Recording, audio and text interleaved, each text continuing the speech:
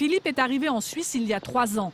Il est originaire de Toula, une ville industrielle située à 200 km de Moscou.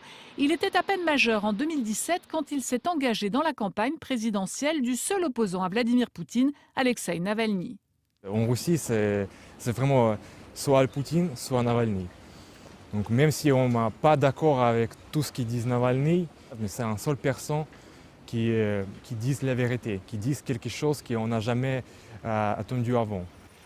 Philippe se déplaçait à vélo de village en village pour présenter celui qui allait devenir la bête noire du président russe. Mais il y a 4 ans, la télévision contrôlée par le Kremlin ne parlait pas d'Alexeï Navalny. Aujourd'hui, quand elle parle des manifestations et des partisans de Navalny, c'est pour traiter les jeunes de vauriens manipulés. En 2017, Philippe a passé plusieurs jours en prison après avoir organisé des manifestations anti-Poutine. Mais ce sont surtout les visites policières répétées qui l'ont décidé à quitter la Russie. Quand les premières fois ils sont arrivés chez moi, ouais, ça me fait peur parce que je me suis dit mais je fais rien mal. Il y avait beaucoup de gens qui ont commencé avec moi, mais ils sont disparus pendant la campagne. Ils ont juste arrêté de faire activité.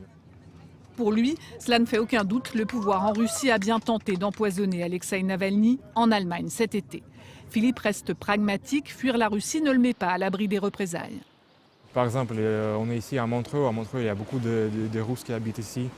Donc je ne sais pas qui c'est. Peut-être ça peut être paranoïque, mais ça peut être des agents de gouvernement. Peut-être, on ne sait pas, on ne sait jamais. C'est avec beaucoup d'espoir qu'il voit depuis la Suisse la jeunesse de son pays se mobiliser chaque week-end. Peut-être que ce n'est pas une révolution, mais il commence de faire quelque chose qui peut changer la Russie. Lui qui a appris le français et l'allemand en un temps record a un autre rêve, devenir conducteur de train pour les CFF.